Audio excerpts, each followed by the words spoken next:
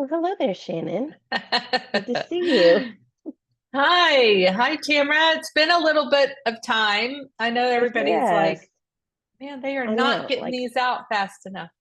I know. People keep saying, well, when's your new podcast? When's your new podcast? I'm like, when we have time. This has been a summer, right? Hmm. I mean, Absolutely. I feel like those memes that say something like, oh, this week has been a year. Yeah, that's what I feel like. This year has been like a decade for both you and I. We've had Yeah. so much going on, and it's been a lot. Like, it's been emotionally and physically exhausting for both of us, I right? know. I know. I mean, I have guess, wait, we before we actually get into this, we probably should say who we are. we should.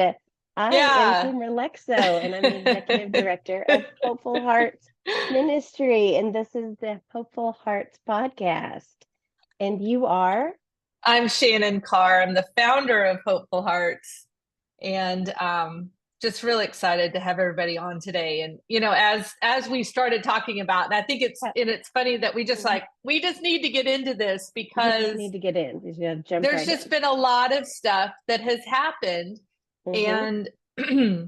And and just as a disclaimer, I don't even know if today's will bring up anything major that will be intense trauma wise, Mm-hmm. but and I don't think it necessarily will. However, we do Yeah. want to give a disclaimer that our podcasts are not necessarily made for little ears unless you really want Right. to be able to really download and share and talk about certain aspects of various types of childhood trauma, or not just childhood, but trauma in general, Mm-hmm. grief, loss, all the things, all the things. Mm-hmm. All the Um, things. but yes, so it's been a while. I think that the last one that we were really talking about, I'd had back surgery. We had Yes. gone through some different situations, and I know that because Tamara, I really want to lead this up to you. I know that you've Mm-hmm. had a lot going on, and we really want to dig into this book Mm-hmm. that we're our summer reading that we had had. Yes. Um, but just as a beginning, like to you were just now saying all the things that Mm-hmm. we have been through, all the loss, all the just everything. And when I went to Colorado, because my house had been flooded back in Mm-hmm. January, y'all get to hear my dog because I have an Amazon person coming to my door at the moment. It's awesome. Because they're gonna beat him up. They're gonna get that Right. They're Amazon gonna tear him apart for his. but anyway, so I apologize for that. But on my way home from Colorado, not even 45 minutes into the drive, I I was hit by a buck Mm-hmm. and A, wrecked the a deer. car Mm-hmm. and it ultimately totaled it. Yeah. And it was scary, but it was kind of funny in the sense that I still drove the dang car home. So I'm sure it looked Mm-hmm. like National Lampoons. I get home literally on a Sunday where Monday morning in July, Hurricane Beryl hits. Now I know this is kind of where your whole Mm-hmm. stuff kind of starts. But, Mm-hmm. again, Tamara and I are in the Yeah. Houston area. I know people go, why do you still stay Why there do you when you've stay been there? flooded? You've had all these things because of Mm-hmm. hurricanes. But we do, because, we do love it here. But anyway, so what happened with you with Hurricane Beryl? Well, we had my son graduated high school and Mhm. we went out of town. We took him on his senior trip. It was his dream trip to go tour John Deere. Um, so I had worked for months in advance setting up tours of John Deere factories, of John Deere headquarters. I was working with people that worked there, and they were helping me set all of this up. So we drove from Houston up to northern Illinois and northern Iowa, and we we spent 2 weeks touring farm country, really. And while we were gone, excuse me, while we were gone, Hurricane Beryl hit. Um, like right after my birthday, a few days after my birthday was July 4th, and then that was a Thursday, and then Hurricane Beryl hit on a Monday. Thankfully, my next door neighbor, Elaine, was so amazing. She came over and took video footage, took pictures for me because my neighbor on the other side had a tree that was about, I don't know, 150, 180 foot that fell, went through the shared fence. It crushed our big smoker grill thing, fell down on the pool, crushed the coping and the decking on the pool, and then ripped our porch off. And as that tree was coming down, it brought others down in its wake, sheared off part of our chimney, and one landed on the roof. One ripped up plumbing from the house. So we had water that was just pouring down the street. And we were, thousands of miles away. So couldn't do anything about it. I mean, there was really, when they talk about, okay, what's in your control? Nothing. Nothing was in our control. We had, and there was no power here. There was no power in Kingwood for like 9 or 10 days. So I had people saying, well, why don't you get home? You should just get home and face this. You should just jump in. And I was like, what good is it going to do me to go home? We don't have a generator. And it was only about 100 zillion degrees in Houston that week, right? In Houston. It was horrible. It was horrible to not have a generator too. So it was like, what am I going to do? I'm going to sit in my house where it's 1,000,000 degrees, where we don't have internet because there's no power. There's no cell service, so I can't do anything. So we stayed up in farm country where it was, like 80 degrees. We stayed there until we could get home. We'd started making our trek back on our regular schedule, but ended up staying up in Northeast Texas with my cousins for a couple extra days. But, had to get people in to cut the trees up and get them off the roof. And we had to get a plumber in to get the lines fixed so that we could have plumbing in the house. There was just a lot of, okay, this has to be handled right now kind of stuff. And now we're dealing with contractors and insurance because insurance is not in any hurry to take care of this. As dealing with flooding at your house this year, insurance is not in the same kind of hurry that we're in.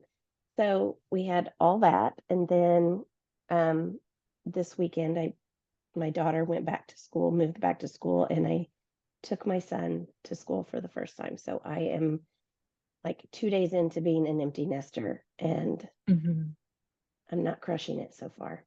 I gotta say. I'm not crushing and that's okay. I mean, and that is what today's episode is about. It's about being able to just say, this is what I'm feeling, and being able to own it and name it and say, and maybe you feeling this might not be something that I would feel, but that's okay. And there should never be a judgment or a, any kind of thought against you if we have different ways of handling feelings, Right.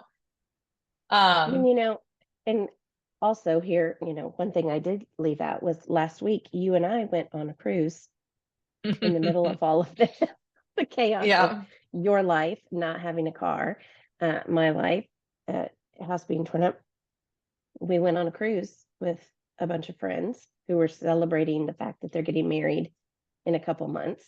And so there was I feel like all of our feelings have been just this roller coaster of super high, super low, super high, super low, lots of fun, lots of suck, lots of fun, lots of suck.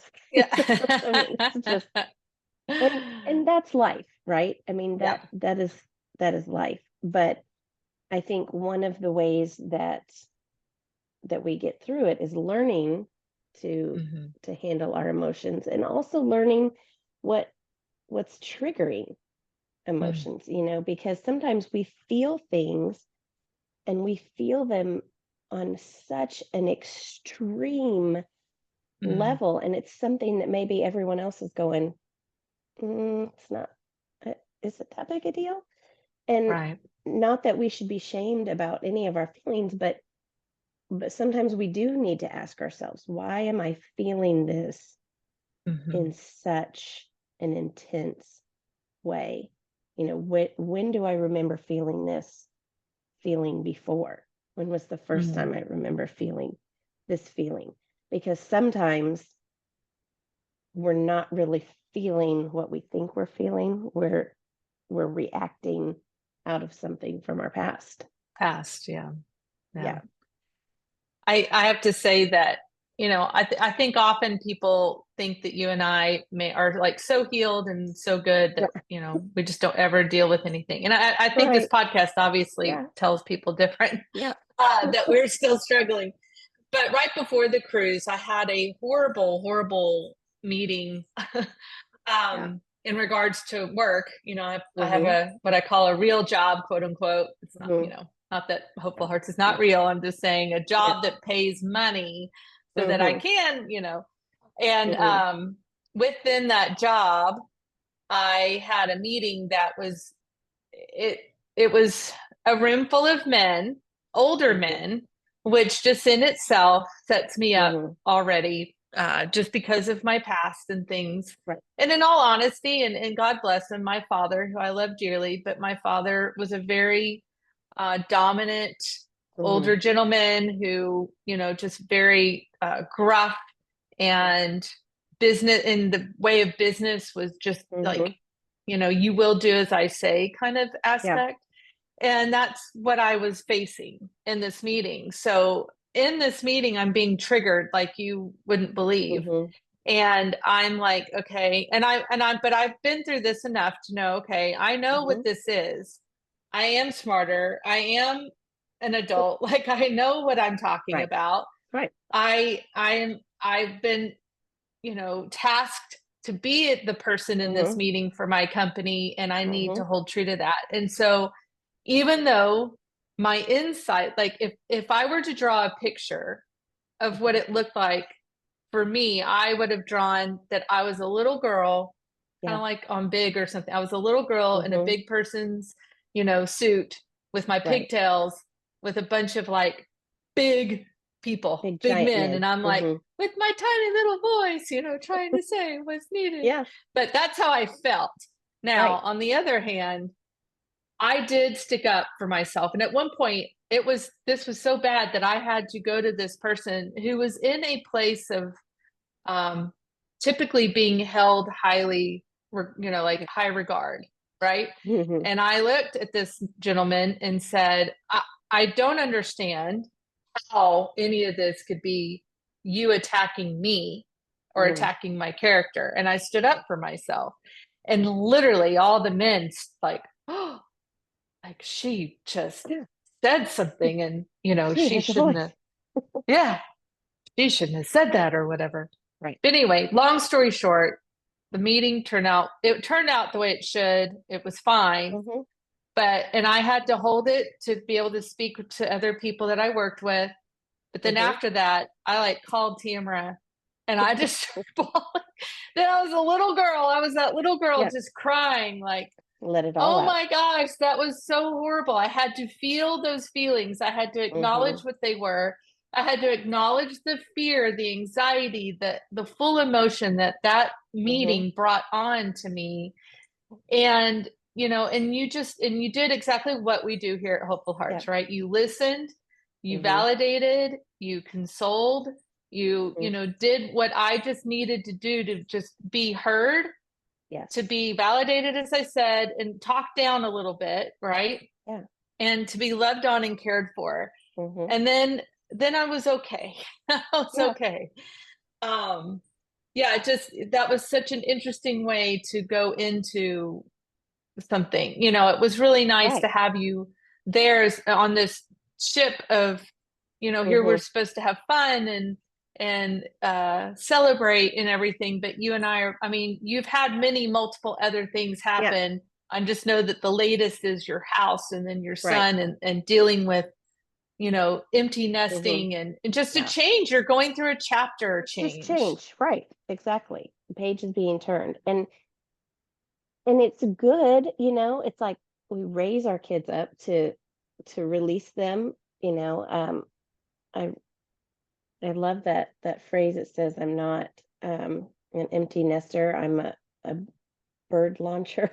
I think that's what it says. So it's like I'm a bird launcher, that I'm launching flyers into life. Mhm. Um and I love that. I love that, that we have raised our kids, and that they can fly back anytime. It's not forever. They're at college and they'll come home for Christmas and that kind of stuff. But then, um, but it's different. It's a different stage. And I know you know this because you have kids that are gone, um, and it's just hard, And I know that when I had my children, and I had to work through this in therapy for many years. I I wanted children so bad. I'd wanted to be a mom my whole life. But one of the ideas that I had when I was having children was, oh, now I will have somebody that will love me forever, that Mhm. won't be able to leave me.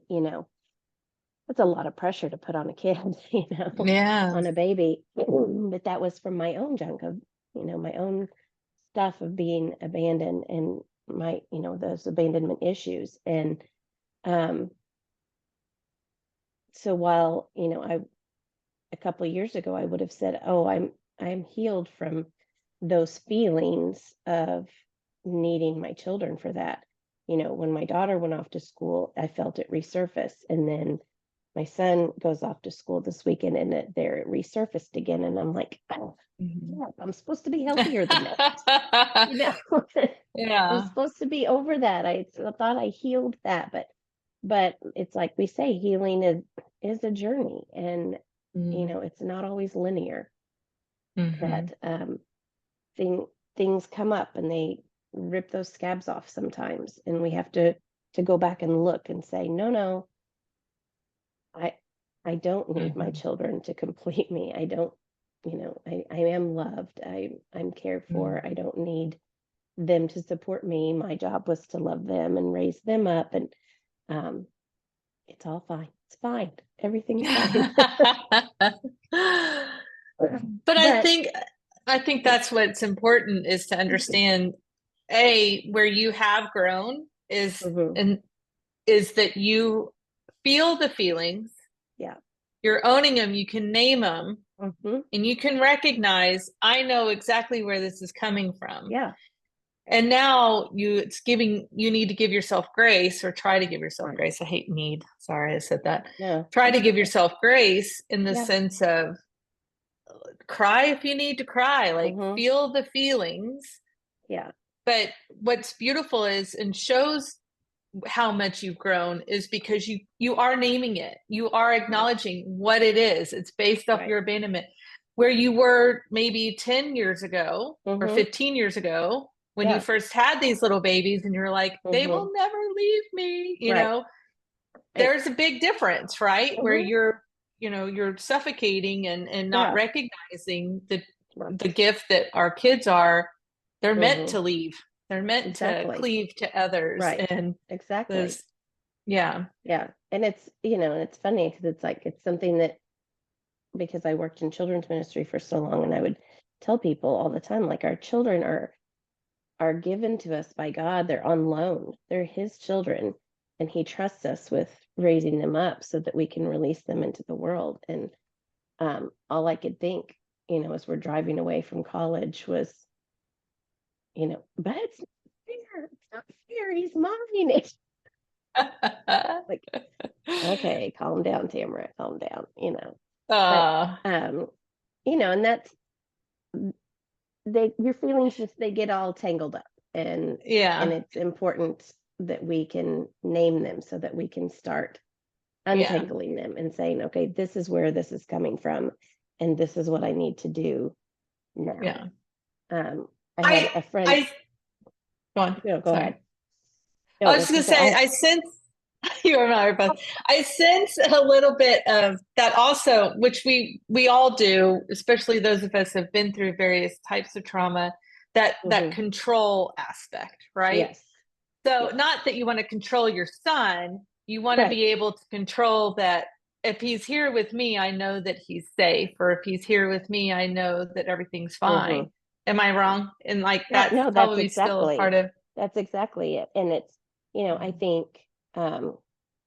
think we experience it as parents, when we send them off to preschool, when we send them to elementary school, when they learn to drive, there's all of these releasing moments that happen, and each one remind us we're not in control.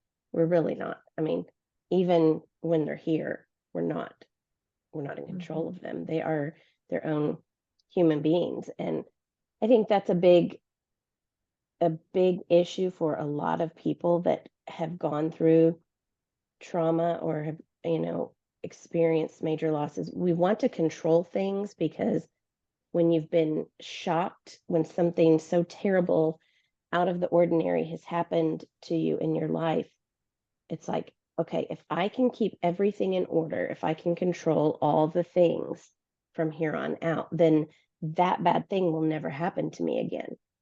Well, that's just not the case, um, because really the only thing that we can control in this world is ourself. I can control my words, I can control my actions, I can control my reactions. That's it. I can't control anybody else. I can't control anybody's timeline. I can't control your reactions. I can't. It's just me. This is all I got. And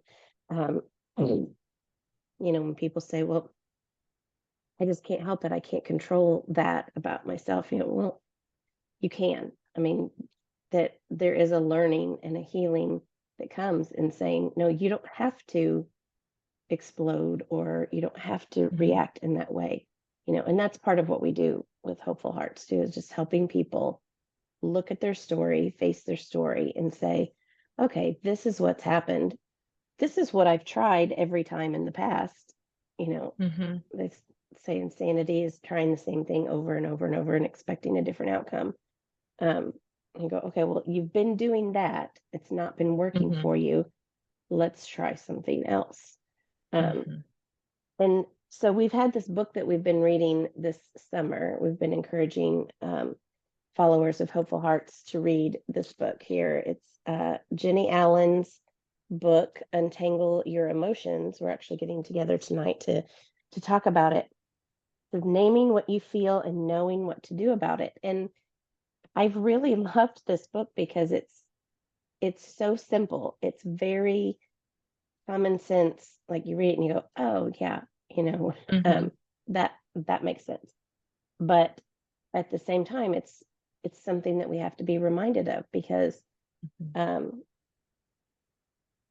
for me, I've had an issue for years and years with food and trying to numb emotions with food or drink.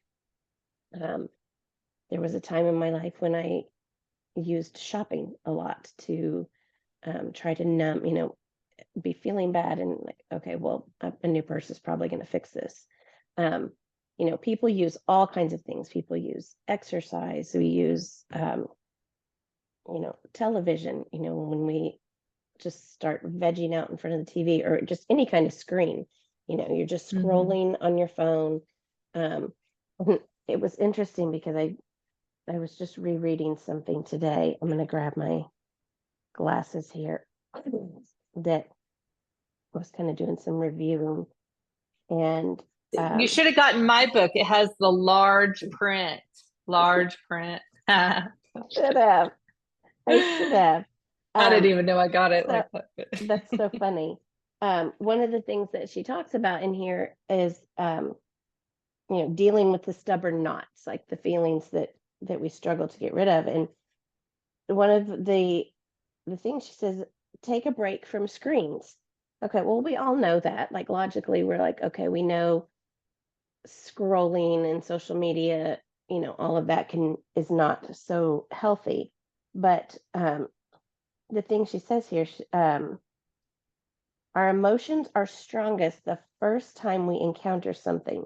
First time we saw the ocean or the mountains, the first time we ever saw a baby born, those feelings overwhelm us. But the 12th time we've seen the ocean, it doesn't have quite the same impact. It's just the way we're built. And I'll skip down here. Novelty causes the most extreme emotional reaction. She talks about how video game simulation is one of the ways that they can train people for combat, because there's part of our brain that can't differentiate between something virtual and something real. So if you've seen it happen virtually, it's as if it's happened to you. A part of our brain knows the difference, but the training wouldn't work unless there was a part of our brain that didn't know the difference. So as the novelty of watching death and war diminishes, our emotional responses diminish. She says, are you tracking me? Tracking with me? In a digital age where we've been exposed to death, sex, tragedies on a daily basis, our emotional reactions are stunted and confused. And so she talks about when we're doing all this screen time, we're numbing ourselves to the pain and therefore numbing ourselves to life. We're losing how to feel sad and angry and how to feel joy and wonder. We've seen it all, felt it all, and we find ourselves just looking for the next hit of adrenaline instead of deep connection in our pain and joy. I think about how often I just get on and look at puppy videos. It's like, I just want to feel better. So I'll look at videos of puppies or videos of baby cows. Just, that's just my hit of dopamine is looking at baby animals.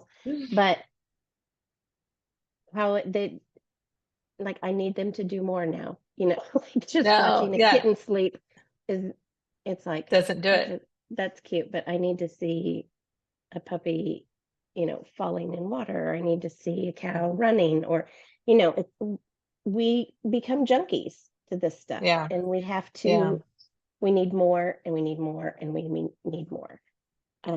Well, I think though that is, and this book addresses this, like the more screen time that people have, right?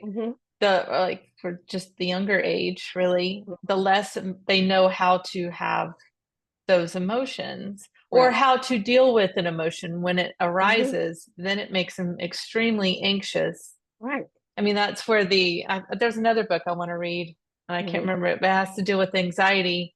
But they become so overwhelmed and they don't know how to feel a fear, like a healthy fear, like or like I have a daughter that's about to go, bonus daughter that's about to go to college for her freshman year. We're going to fly her to Ohio. She's going to Franciscan, and she's rightfully so anxious. Like I get it. It's a brand new chapter.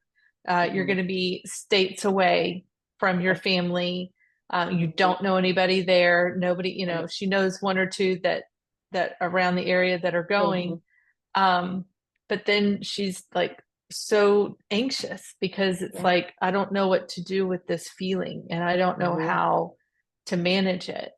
And that is a part of growing up. It is a part, growing up, but even for all of us being able to accept these emotions, all the kinds of emotions that we have, even just accepting death, in general. Like I realized for me when my friend died back in November, like how I just was so desensitized. I'd lost so many people. And I know that you've probably felt this too. It's like you feel sadness, but then you just don't want to go deep into the sadness because you know where it is, you know what it feels like.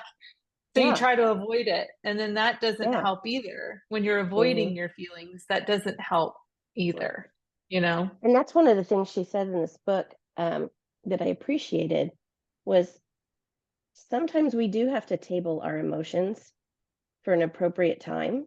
Like I think about you in that meeting the other day. You had to table some of those emotions, because if you had broke down and cried in frustration in that meeting, you would have lost Mm-hmm.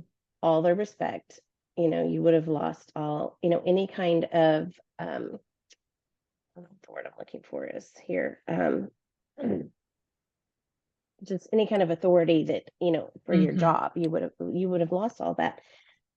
So you tabled it, you put on your big girl panties, and you handled everything the way it needed to be handled. And then you called me and you were like, and Yeah. but then we dealt with it together, Mm-hmm. and I think, yes, there are times when we do have to do that, but the important thing is not to put it off forever. We can't stuff it down. And I've said this on here so many times before. It's like trying to sit on a beach ball in the pool. You can only keep it down underneath you for Mm-hmm. so long, because eventually, it's going to roll up and it's going to shoot out of the water and splash everybody around. And that's part of, what healing is. It's like we have to heal so that we're not just bleeding out on people that weren't even the ones that caused the damage to us. Mm-hmm. And some of it is just as basic as she says in here, is making sure we're hydrated, making sure we're eating a balanced diet, making sure we get enough sleep at night, making sure that we're out moving our bodies, that we're experiencing time outside, not just Mm-hmm. indoor activity, but that we're outside. I think about the story in the Bible of Elijah when he was running, was being chased, and ran and ran and ran, and then sat down under this tree and said, "Okay, God, I'm ready to die." And he kind of curled up, and all of a sudden this angel appeared and gave him something to eat, and he took a nap and woke up, and it was like, "Oh, I feel a little bit better." And the angel's like, "Well, here, but you probably need a little more to eat. Here, have another bread, or here, have another sandwich." But and it was Another like, sandwich. okay. And then and he laid down and slept some more, and then got up and was able to go on. And it's like, that's us. Sometimes we Mm-hmm. just need a nap and a sandwich. Mm-hmm. It's like we may feel like life is completely spiraling out of control, and you go, okay, but do you just need a drink of water? Oh yeah, maybe I do. Maybe, it's like you texting me before we got on here. You're like, okay, I'm going to be just a few minutes because I have not eaten anything all day and I'm starving. Mm-hmm. That's a healthy thing to recognize. Sometimes Right. it's like, Right. we get all crazy, and it's like, oh wait, no, I probably need to eat a banana and have a glass Mm-hmm. of milk or something, because sometimes our feelings aren't what we think we're feeling. It seems like Mm-hmm. everything's out of control, and it's not that. Yeah. So we have to take care of ourselves so that we can deal with the real feelings, the real issues that Yeah. are at hand. Um, Yeah. so Yeah. It's I, I see where God is leading us, and mhm, I don't ever like to say, oh, well, then 2025 will be the better year, because I feel like yeah, I said that about 2024.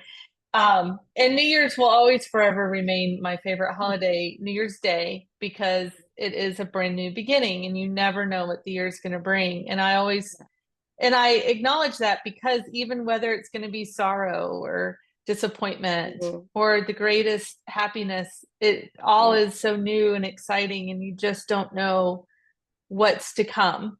And I yeah, love that about life in general, mhm, yeah, because you don't know what's to come. But I think mhm, it's so important to have one another, or have somebody in your corner to be able to be with you, to help you, to acknowledge what your feelings are, to acknowledge your emotions, to yeah, sit with you if you need them to, mhm, um, or to encourage you to go ahead, cry it out, eat that sandwich, yes, take a nap, like yes, yes, whatever it is, and it's okay. It's yeah, okay. Um, and to give yourself some grace within it, Mhm. you know. I think Yeah. that's so important. I have a Mhm. vision that I want to share, and then you can Mhm. close with whatever. I'm sure Yeah. you probably have something more, but Mm. um, there was so much that had happened, as you all know, with everything, sickness and house Mhm. and then wrecking the car, which I have to say, in Mhm. regards to that, what it did for me was, here I was so afraid of dying. I think I mentioned that in the last few Yeah. episodes. Yeah. And here I have this deer, a full buck with the big horns and everything, Yeah. come out of nowhere and hit me, and I survived it, right? And it's like, Yeah. oh, I survived it, Mhm. you I know. survived it. Um, there is something amazing in that. But I then went to this National Eucharistic Congress for the Catholic Mhm. Church a couple weeks after that, after the hurricane. Mhm. And I was just a bundled up ball of mess of these, like, I was just Yeah. frustrated. I was happy. I Mhm. mean, it was like all the good and bad emotions. And it was like, Right. "Rawr."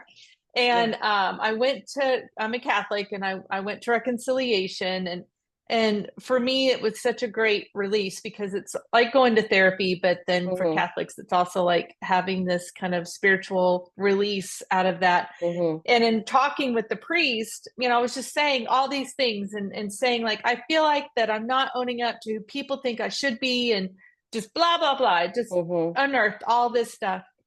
And he said, he gave me that vision of being in that boat on the rocky sea. And Tamara, I know for a fact, Mhm. I want to cry talking about it for you, because I know that you're in that boat as well. Mhm. And it's this rocky sea, waves coming up, and Yeah. it's frustrating. And you're like, you know, why is God not stopping Mhm. this? And he said, Jesus is in the boat with you.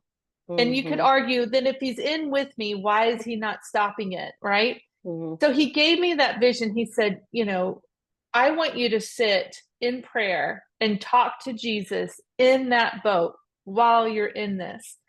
And Mm. so I did. And I sat for an hour and had a full on, in my head, Yeah. conversation with Christ Yeah. in this boat, and just imagining, like, how just rocky. And I get car sick easily. So here I Yeah. am, like, Right. sick and everything. And I just know full well that Jesus was like, I am with you in all of this, and this will Mhm. soon ease. And one day, I can't tell you when, I can't tell you how long Mm. you will reach the other side of the shore. And then I can't tell you how long you're going to be on that, because I'm going to have you in the boat again, right? You're going to have to Yeah. go then to the next stop. Yeah. But what he did for me, because I was like crying, like, I need you with me. And Yeah. he pulled, as I was about getting sick, because I'm sick of all of it. I'm sick of it all just Yeah. bumbling up inside me. And he pulled my hair back as I'm throwing up over the side of the boat, right? But there was that comfort and that Mm. grace of Jesus pulling my hair back, holding my hair as I got sick, but Mm. as a father, as my brother, as the Holy Spirit, the Holy Trinity, caressing me and assuring me, you're okay. You're gonna be okay. And Yeah. then that whole image ended with him, just me resting in his lap as like a Mhm. daughter would a father, and him just Mhm. caressing my hair, just saying, it's going to be okay. It's going to be okay. And I felt so, and I feel the waves have started suddenly, slowly Mhm. starting to stop, right? And I won't acknowledge like where I'm at and all that. I don't know. But I do absolutely trust and believe that God is in that boat with me, and that he is in all aspects of it, and that there is that better day.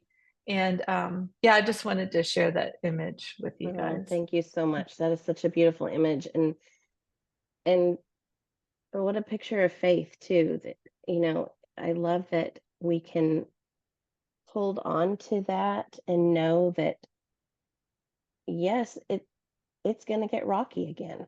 There are going to be more storms, but we can look back at life and see how Jesus has held us, how he comforted us through the storms, and how, he didn't let us die. We didn't die.